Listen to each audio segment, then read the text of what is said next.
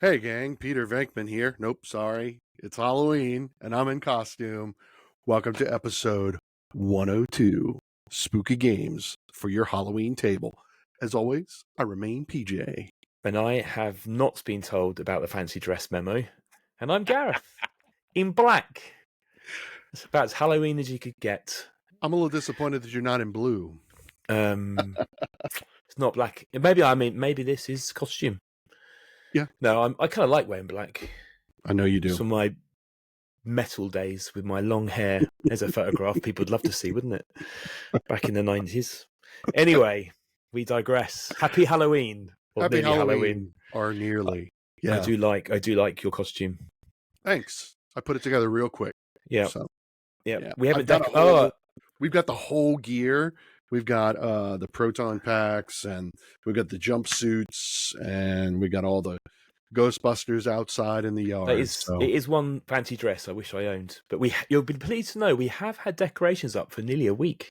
What? You know, as a British person, that's pretty forward planning, seeing we've only got 2 or 3 days to go. But so we're going to talk about spooky horror murder games that people may or may not have heard of that are in our collection. But as a special bonus, not a special bonus, it's so spooky. You and I are going to do something we've never done before. This is going to be a Meeple to Meeple top 10. Top 10? Top 10 spooky games for your Halloween table. We have prepared a list, I'm looking at it right now, of 10 games that we're going to talk about that are appropriate to play with your friends on Halloween.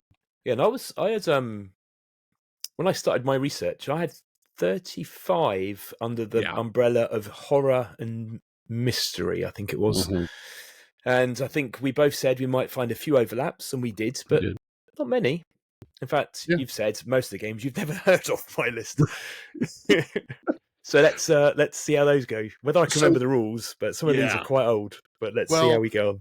The caveat is that these are games, at least the games I'm going to talk about, I own them and I've played them. All these games I own and I played. Okay, good. But some of them are quite old. And some of them are quite new. And some I've only played once or twice, so don't expect an amazing rule rundown, but we'll talk about it. Why don't we start with number 10, Horror in the Library. Horror in the Library. I've brought the boxes up just so people can see. I know you did. So, woo, look at that. It's very pretty. Now, Horror in the Library, I had the pleasure, I think it fulfilled around the time of UKGE this year. Okay. So it was a Kickstarter that I had the pleasure of testing or reviewing maybe 18 months ago. Who can remember when? Life's a blur. But you are trapped in a mansion, and it has a 3x3 or 4x4 grid of tiles where you have to escape. But a lovely feature is, I won't get them out. The tiles have got little brass, like little knobs on them. So you can basically rotate them and the doors move. And so you're trying to escape, but so is everybody else. Right. So the rooms rotate and obviously monsters come through the doors. So you're kind of trying to get out. I think you've got to collect like 6 items. Once you've found all 6, you've got out. So it's kind of race. You can screw over people by obviously turning tiles that other people need to get through. And that's it. Lovely production. It was, I think they had a few COVID impacts in terms of shipping logistics. Sure. But it got there, but as a family fun, kind of bonkers Halloween game, I've now put the box down. That's okay. Horror at the Library. That's nice. It's very family friendly. I like it. I will. Oh, no, I'm now trashing the joint, but you can see these lovely little brass. Oh, so there's doors, and the doors move, and so you rotate them. It's very nice. That's cool. That is cool. That's about as good as you're going to get. No, it was. I think it wasn't a huge Kickstarter, but run out of the UK. Lovely little game. So if you haven't heard of it, it's definitely available. Go get Horror in the Library. I love it. So let's go to number 9. It's number 9. It is going to be you again. Number 9. Another game no one's heard of, but this one. London Necropolis Railway. Gosh. Look at that. I do admit that is a very cool cover. That is a cool cover. Now, this is a Spielworks game, so these are normally smaller print runs. Right. But when I first... Oh, box upside down, that's naughty. When I first heard of this game... So, I don't know if you played Snowdonia? I have not, but I know it. You're aware of it. So, Tony Boydell. And then Tony always produces extra train tracks and scenarios. And one of the ones he did was about moving coffins through London on a train, which was designed just to move coffins around. So when this came out, I was like, ooh. So here's it back in the box. This is your railway station. This is your train tracks. And this is a brand new graveyard on the back of the cholera epidemic. Okay. Right word. 1850s. You need to transport little trains out and bury the people here by opening up coffins, lovely gravestones. You get points for having a very prestigious station, and get points for having a very good set of coffins. Little coffins move around out of the bag, different colours, set collection. That's it, really. But it's just, look. I mean... Choo-choo! Train of the Dead. So I hope Tara's listening. I was about to say, choo-choo. Choo-choo. Change turns. That's right. So, to be fair, you were not moving... You're moving dead bodies of victims of cholera. Yeah. To be buried, right? So basically all I think the story goes, all of the graveyards in London have filled up. Yep. So they've had to build a new... that makes sense. Graveyard further out of the city. Mm-hmm. So you're transporting the dead to the new gravestone, and then you've got different rows and columns where you want different coloured coffins. You can upgrade those. But it's kind of got quite a clever mechanic because you need to keep balance on both sides, and the mourners have to travel over as well to mourn the dead. But I won't do too much. We're only at number 9, but if you've not played it, or you can find a copy, I don't know how this is to find. I don't know. But I've only had it in my collection for about, I'm going to say, 18 months. So it's relatively new. It's relatively new. Okay. Has it got a published date? Not that I can see. 2022. So this is pretty recent. Yeah, relatively new. But that's a game that you won't find on many top 10 lists of games to play at Halloween. Nice. Check it out. London Necropolis Railway. Coming in at number 8 is another Gareth treat. Oh, now. So I like to at my screen. See, this is what happens when you don't wear a costume. I put you to work. You put me to work straight away, yeah. Now, number 8 is going to be Harrow County, the game of Gothic conflict. This game comes in this really cool satchel. What? Now, I've emptied it. I've never tried carrying a bag of board games, but wow. I mean, that alone. This was... wait for the box. Oh, what can you see about the box? What's this here? Look, see this here? Is that a hole? That's a hole. What do you reckon that is? Oh, that's got to be like a... Wait, what? I know. Already you're excited. Is it a dice tower? It's a dice tower built into the box. Oh my gosh, that's just too cool. So I've only ever seen that feature one other time. I would maybe I can show you. Yeah, so there's the hole inside. So you pour them in here. There's a tray that sits out of the front of the box. Nice. That your cubes fall into. It's based. I might get this wrong. It's based on a comic series. It was a Kickstarter. This is the deluxe version. It's beautifully deluxified. I guess it's one. I think it's 1 to 3. We play it 2. You can add a third character in. It's asymmetric. You've got the I forget names now. You've got a family who just wants to bring destruction to this peaceful Harrow County, and then you've got some, I guess, kids and misfits who want to take out the family. So you've got 5 or 6 family members. You can play them as your main family member, and you bring in people onto the map. You move stuff around, cast magic.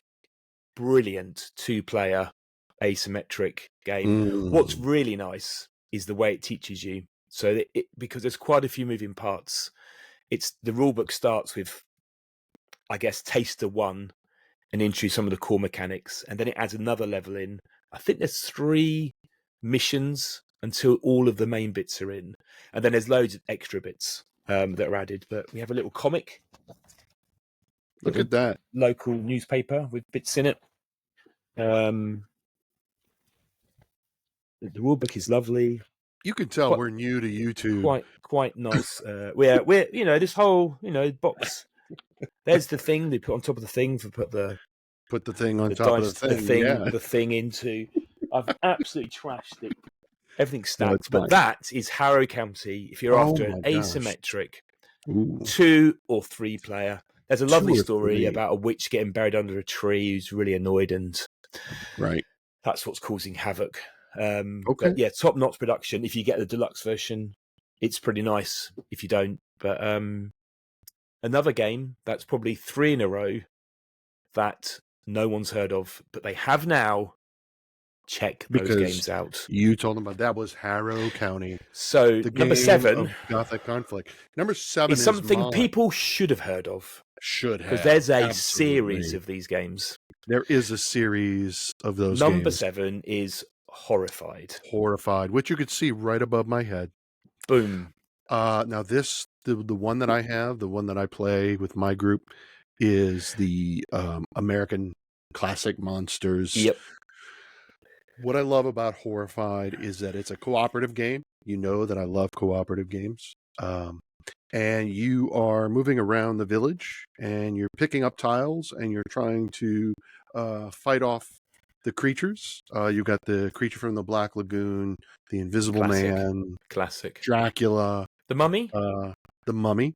Yeah, and I remember that now. Frankenstein's monster and the bride of Frankenstein's monster, and they're trying to meet each other. They're kind of interesting because they're trying to meet one another.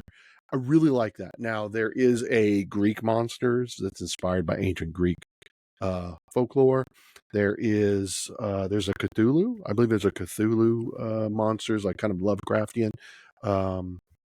There's another one, right? It's the American monsters of like the monsters that are unique to the North American continent, like the Chupacabra, the werewolf, not the werewolf, Sasquatch, Bigfoot, things like that. It's my understanding they're all the same, pretty much reskins. I think so. Yeah, just reskins with a little bit of a different tastes. Yeah. But you know what? Horrified's great. Cooperative, play it with the kids, or have your friends over. It's a really great game to play at your table while you have the trick-or-treaters come and knock on your door, and so you can hang out with your friends. That is Horrified. I love it. It's way to go. And everyone's heard of it. It's very popular. So yeah, I mean, you can find it in pretty much any store. Yeah, absolutely. You see it in bookstores. It's not. It's relatively easy to find. How about number 6? We're going to go back to you. Seem to have a lot of games in this bottom half. You do? Yeah, you do. This one is all about murder. The Bloody Inn. I think I might have talked about this before. I can't remember. But the Bloody Inn is a bloody good game. You and your family own an inn, and you welcome travellers who are weary to stay in your inn, but most of them don't leave. So you are murdering your guests, trying to bury them under the veranda, under the place. If the police turn up, you can bribe the gravediggers to quickly take them away. And then it's a card drafting game. You end up with the cards. I think they're multi-use off my head. So you end of the day, you've got like your accomplices in your hand. You have to pay them off, and then the next day, another batch of friendly, weary travellers. Of course, it's just a bloodbath. I mean, that's why it's called the Bloody Inn. The Bloody Inn. I think it's quite hard to find at the moment. I don't think it's in print. I don't think so. But it is a really good game. It plays 1 to 4. Best play with 4. Medium weight 2.3. So it's kind of middle of the road. Was released in 2015. Rob and murder your inn's guests to make money. but don't forget to hide the bodies. That's pretty much sums up the game. Always Don't hide the bodies. Get caught. Don't get caught. Key thing for Halloween is don't get caught, particularly if you're tricking and not treating. Right. It's okay to get caught if you're handing out candy. That's fine because you want to be caught. It's fine. That's fine. Yeah. I love it. Okay, that is the Bloody Inn. Number 5 is the Night Cage, which Craig has talked about before, maybe on last year's episode. It's right here. I'd completely forgotten shoulder. until I saw him the other week and we talked about it. And I was like, I don't remember that game. Then he showed me and I was like, that game's on my wish list. It's good. Did you play it with him? No. I'd like you to tell me everyone about it because I would like that in my collection. So last year we got a copy of it and we played it on Halloween night waiting for trick-or-treaters. And so we had 2 candles. We turned out the lights and played it by candlelight. Brilliant. The idea is it's a cooperative game. It's a tile laying game. You're trapped in a cage and you can only see the tiles that are orthogonally adjacent to you by your candlelight, right? And your little wooden candle as you move around the board. Honestly. As you move away, the tiles behind you drop out. So you've got like this tower, kind of like Carcassonne. You got the tower of tiles. But as the tiles drop out, they're out of the game. So you're trying to find keys to the gate and keep your light lit. And if there are monsters that will put your candle out, which means you can only see the tile you're on. So has it got lights in it, or is it that part of your imagination? You can't deluxify it with a little light. I don't think that play you in the can. dark. I don't think that you can. It wouldn't quite work because there were no walls and everything. What we do is we play it by candlelight. Yeah, that works. That way, it's really cool. I think we're at a 50%. We've played it 4 or 5 times, and we've won half the time and lost half the time. It is a 2 to 5 player game. Mm-hmm. It's good at 5, but if you you've got to win quickly at 5 players because you're going through the tiles quickly. And, it sets a timer. Yeah, I'm not a massive co-op fan, but this one really does sound like a game I would enjoy. Theme wise, just like that whole. It's probably out of all the games here, the one that I feel is probably my favourite of what I want to play if it was Halloween. And what's interesting is if you look over my shoulder, you see the box. I mean, it is black and white. Yeah, all the components are black and white. Except for like your little wooden candle is your color, but that's it. Yeah, so it's beautiful design. Was it a Kickstarter? I don't know. I bought it. I bought it in retail. So that's it's got beautiful metal keys because you're trying to collect the keys to the gate. That was a surprise component. So I don't know. I can't say for certain, but that is number 5. Night Cage. Great name. Yeah. Another one on your left shoulder is coming at number 4, Mysterium. Yes. This is a game that plays up to 8. It's cooperative? Yeah. It is cooperative, but it's got that. It's not a 1v all, but a 1 plus all. Yeah. So the beauty of Mysterium is you can play. So there's 6 psychics plus the ghost, and the ghost cannot speak. The ghost was murdered in the Bloody Inn. In Mysterium, you're trying to work out who killed. So very similar to Cluedo, you're trying to find out who murdered the ghost. That's right. What room were they murdered in, and what was the weapon? Yeah, all through these Dixit style artistic cards. Yeah, that you just hand to the psychics, and they have to figure out what you're trying to communicate. And that's people like go, what are you on about? And I'm like, you can't speak, can you, as a ghost? Right. But all the clues are there every time. Every time. When you finish, you have to explain to people why you put these 5 random cards out. Absolutely. In my head, it made sense. Yep.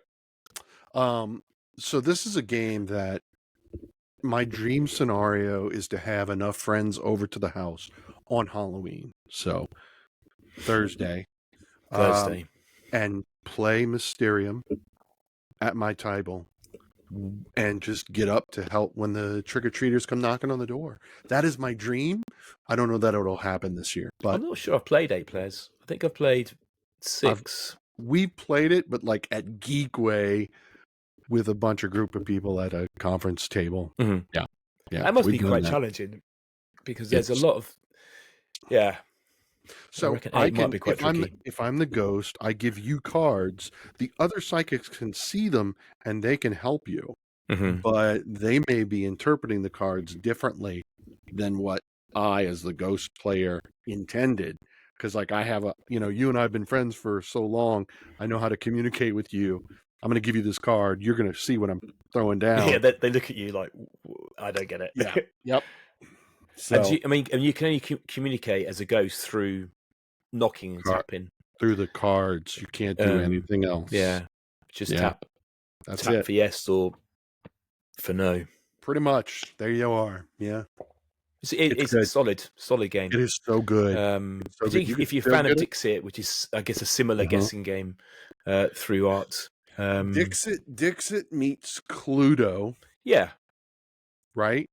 But Halloween theme with a little bit of social deduction and a cooperative aspect to it. Yeah. There you go. Good choice. Yeah. Solid. It is a perfect game where you might see Dr. Peter Venkman trying to locate the ghosts to bust them. Bust them. And there might even be some slime. There may be. Those cards are pretty random. What pops out? There will be slime mentioned in our number 1 game, but we haven't gotten there yet. Haven't got that far yet. But we've got number 3, which is here. Which is which I'm pointing to, but you can't see it. And that's Mansions of Madness. But you have a caveat. 2nd edition.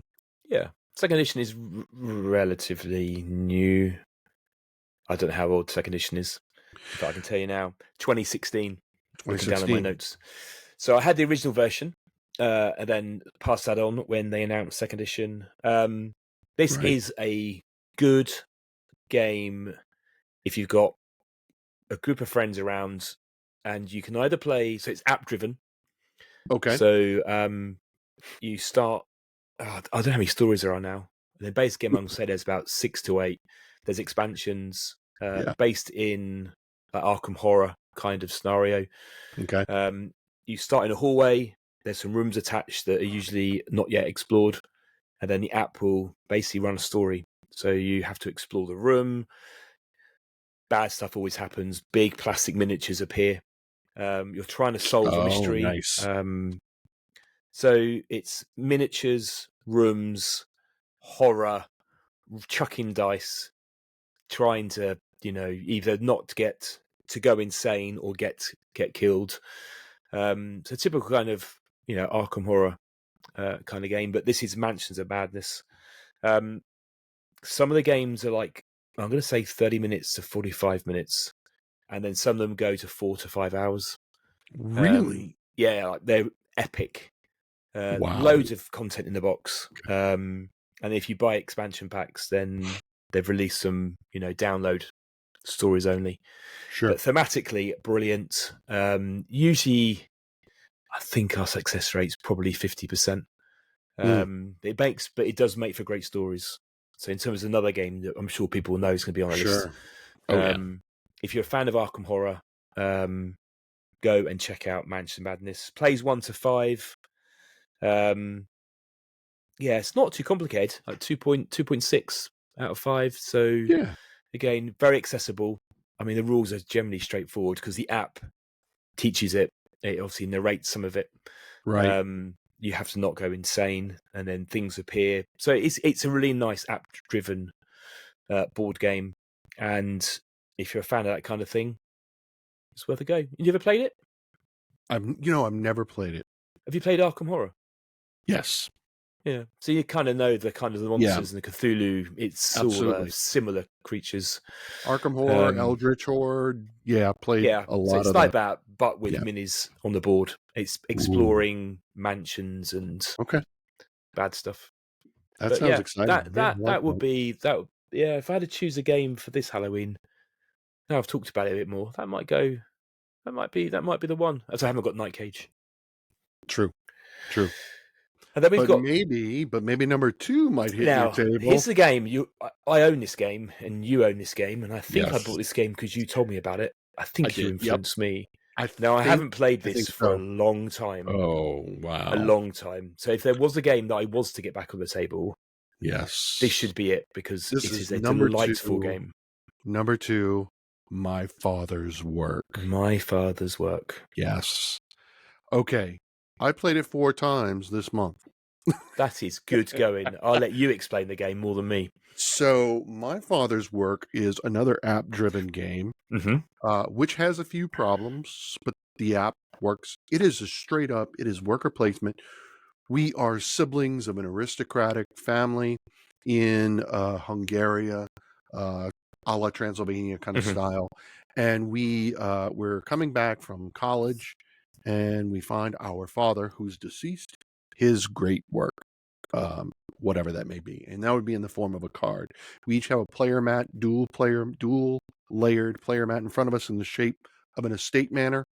And we have a mini that's us, represents us, a spouse, and a caretaker. That's it. Later on, there are servants. This is interesting because you can there's also a book in the middle that represents the village itself. And that's where your worker placement to get your resources to perform your experiments, right? And the game comes with metal gears, wooden animals, wooden coffins for dead bodies, but beautiful glass jars with corks to represent the chemicals. They're lovely. Now, we upgraded ours by filling them with different things to give them color and intricacy. Did you upgrade your... I've just remembered, I have upgraded mine. I wasn't quite so artistic. I just filled mine with different shades of glitter. Because yours are full of like what's the plasticine stuff? We got you made so we've got some tiny we got tiny googly eyes. Yeah. And filled up one of the jars. We got a little bitty frog, and we kind of glued it in there so he looks like he's inside the jar. We also got like these little different colored rocks that kind of look like yours look really good. Yeah. I mean, my glitter just looks like it's a great thing for a Mardi Gras, but which is cool, but wrong season. Yeah. But that's what we're doing. So we are trying to complete experiments in order to ultimately complete our father's work. It's 9 rounds, right? So there's 3 generations, and there's early, middle, and late. So 3 rounds, 3 generations. So it's what's really interesting about this game is it's my father's work, but ultimately at the end of the day, if you complete it, it's really your great grandfather's work. Yeah, the legacy continues. Yeah. It's app driven. It's very cool. There's 3 boxes inside the box, right? Which, as you recall, these represent I don't know what you call them. Different stories, campaigns, paths. Each of those boxes have 8 unique endings. Have you played all of them? No. And of them, how many endings? Have you ever had the same ending? No. Yeah, that's what I like. No, not yet. What's interesting is some of the paths get close. In fact, Katie and I were playing yesterday, and it was like, oh, this seems really similar. And then we got to the ending, and we're like, oh, that's different. And it was. So it's very cool. The miniatures are beautiful. It's worthy. That is a deluxe Kickstarter, I think. It's just a Kickstarter. I don't think there was a deluxe. I think they all came with. There was just that is my father's work. Top production, and because the whole thing's a book. So of course, and then It is a book. Yeah. as you go through bits of the village starts to Yes. change, and So you can really upset the locals, can't you, with their pitchforks? You can. I will tell you something interesting. So we played a game, just Katie and I, earlier in the month, and every decision I made was designed to not be creepy and to make the village better. I was like, so I'm going to play it differently. I'm going to see. And so here's the deal. This is awesome. My character ended up winning the Nobel Peace Prize in science. That's amazing. And I lost points because of it. Because you're supposed to be creepy. You're supposed to be doing alternative science. No, good science. Sensible science. I was penalized and lost the game. Right, amazing. I've not seen that ending, but no, it's worth it. It's worth it. I will, go and do things for the better of mankind, not just for my sinister experiments in my basement. That did not work out, but you can do it. Yeah, that is a game that I often look at and think I just need to get back on the table as well. And that is still available, so I do see it on sale. So My Father's Work. It is so worthy. Now, number one. You and I have talked about a lot. It should come as no surprise to our listeners what our number one Halloween game is. It's also going to be our number one. Well, it's my number one Christmas game too, but we'll get to that come Christmas time. Christmas time. And it's our number one storytelling game. It is. It's our number experience. Yeah. I think it is Meeple to Meeple, you and I's number 2 game of all time behind. Yeah, I think if we had to look at what we've mentioned, we just need the Obsession version of Nemesis. So, interestingly enough, our good friend Craig, for my birthday last year or the year before, he sent me a birthday card, and on the front was the queen from this game talking to the chef from Obsession. Amazing. And that's the clues you're going to get. So number 1 with a hit is, Gareth? Nemesis. That's right. And I have got my Christmas scarf and hats for my aliens. You do? Which, I think we played this in the summer. Yeah. It hits our table probably 2 or 3 times a year, and every time it hits the table, it's just a storytelling. Just every time. Right here. Mine's up there, but if it cuts to me, it will appear when it goes wide shot.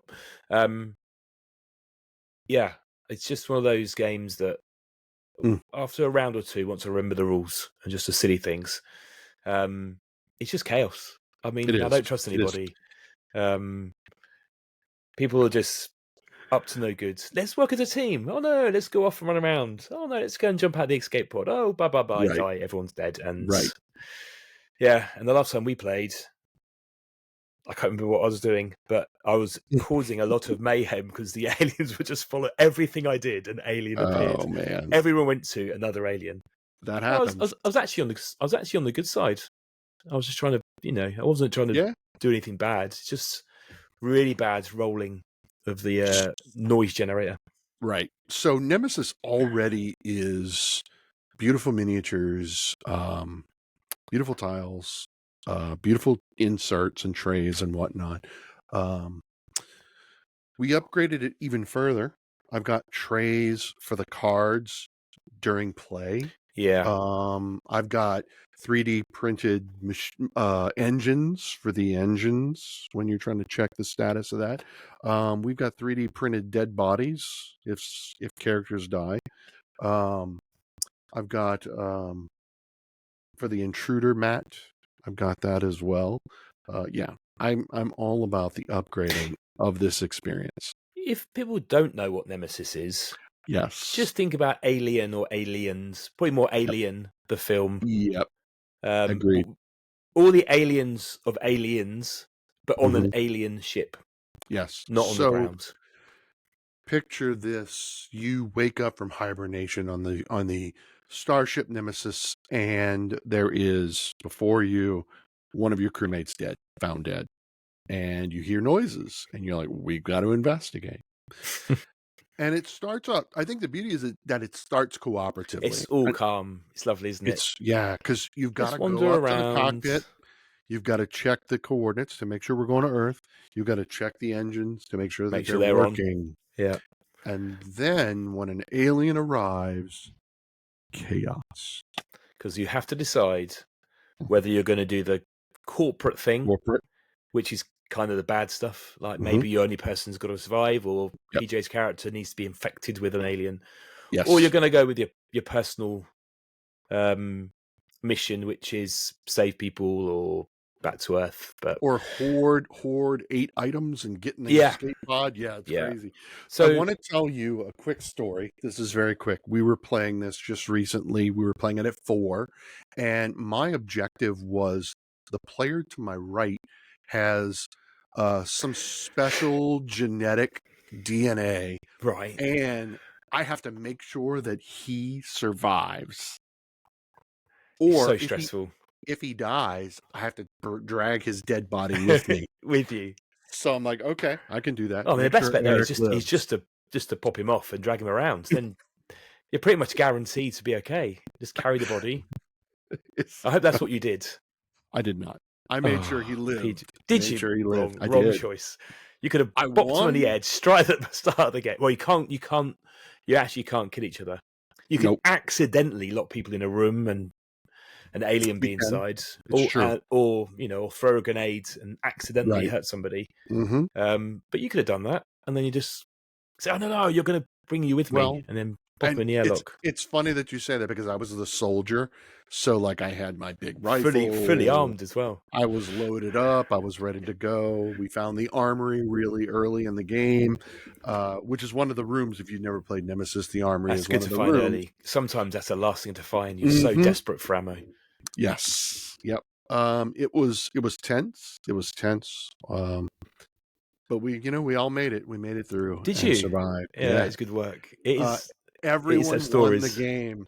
Everyone's objective was met, and we didn't plan it that way. So, was anybody on the bad side? No, not this time. Yeah, not this time. We were all on our own sides, and we all managed to collectively achieve our personal goals. That's quite rare. I'm not sure it's happened very often. Yeah, I don't think that. I think that's the first time it's happened. Yeah. And then, of course, we got Nemesis Lockdown, which was like Nemesis 2, which I haven't owned, but it's on Mars with different levels. Right. And then we have Nemesis Retaliation, where we are all space marines. It's more aliens. Yeah. Smaller minis, more squad management, I think. Exactly. I do want to mention right over my shoulder here, this is the Nemesis Aftermath expansion. Oh, yeah. This is a cool expansion if you survive. Yeah. So if the ship if the ship doesn't blow up either through fire or malfunctions, you can play an epilogue where you get this little map. It's a board with like 5 rooms. You each draw new characters who are on this shuttle, and you dock to the Nemesis, but you leave Nemesis as it stands. It's really nice. And you have to explore Nemesis to find out what happened and achieve your own personal objective. It's like the ship in Alien that arise in Aliens when they find, I guess, the pod floating in space. But, it's really cool. It's really cool. So wow, that's a roller coaster. Number one, Nemesis. So in reverse order, we had number 10, Horror in the Library. We had number 9, London Necropolis Railway. Number 8, Harrow County, The Game of Gothic. Number 7, Horrified. Number 6, The Bloody Inn. Number 5, Night Cage. Number 4, Mysterium. Number 3, Mansions of Madness. Number 2, My Father's Work. And number 1 with a bang, Nemesis.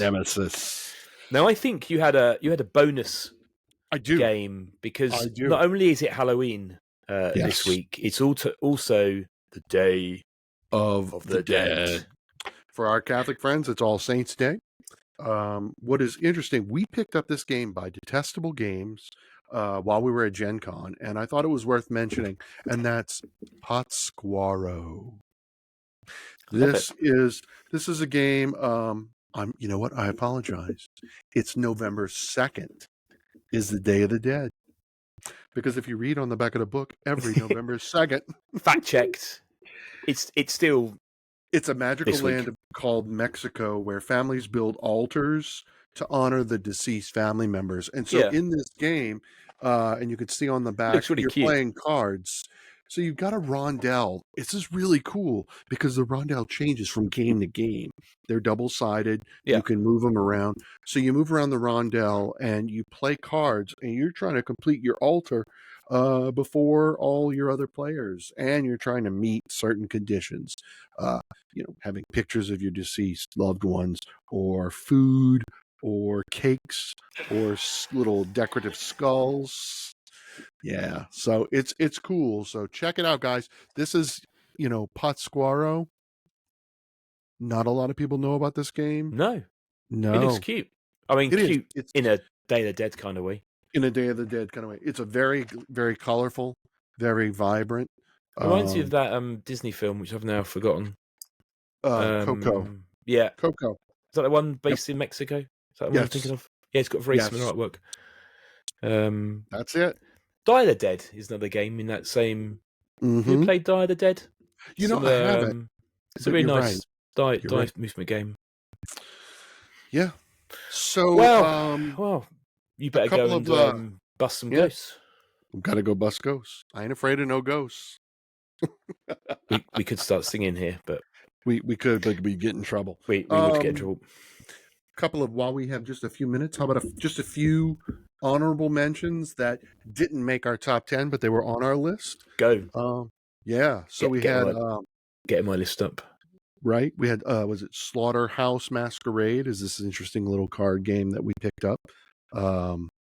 You had a few of them that, Final Girl. Final Girl should get a mention. I mean, great solo game. Yep. Blood on the Clock Tower.